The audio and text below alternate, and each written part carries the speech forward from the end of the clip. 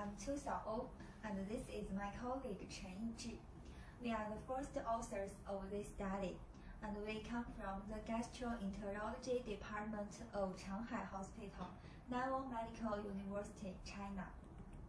On behalf of our co-authors, we would like to thank Gastrointestinal Endoscopy for this opportunity to introduce our article entitled "A New Ultrasound Capsule Endoscopy for Superficial and Submucosal Imaging of Esophagus," the first in human study. Use is essential in diagnosis and staging of esophageal subepithelial lesions and tumors. However, use is invasive, relies on high-trained endoscopists, and typically requires sedation. With the development of capsule endoscopy, esophageal capsule endoscopy provides a non-invasive and comfortable modality for esophageal diseases with good tolerance and no need for sedation.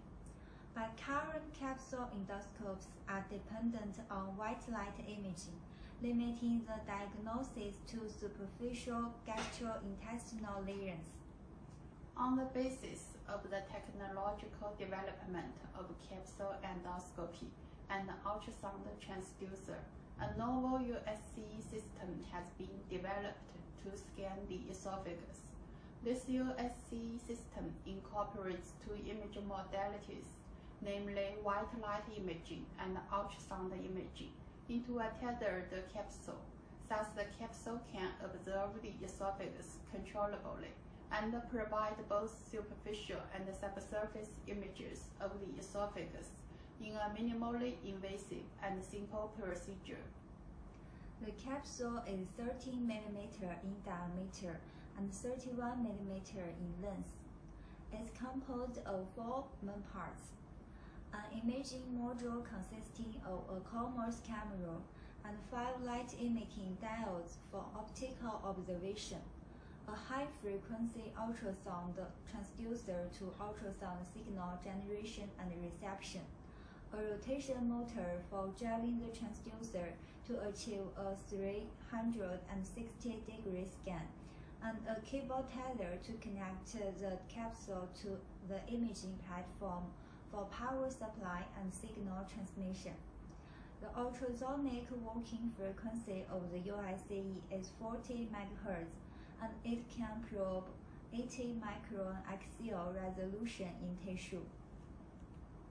In the current study, we evaluated the feasibility and safety of USCE for superficial and submucosal imaging of the esophagus in humans. Totals of 20 participants were enrolled, including 10 healthy volunteers and 10 patients with esophageal lesions indicated for use.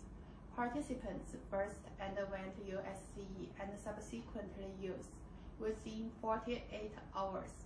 We found that the technical success rate of USCE was 95%, as one patient failed to swallow the capsule. Non-adverse event was observed.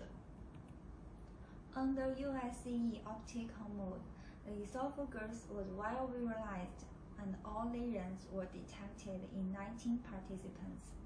For healthy volunteers, the ultrasound images of normal esophageal walls were all characterized by differentiated 7-layer architecture under both USCE and use. For the 9 patients, the features of esophageal lesions were recognized clearly on the USCE ultrasound mode, and presumptive diagnoses derived from USCE were all consistent with those from use.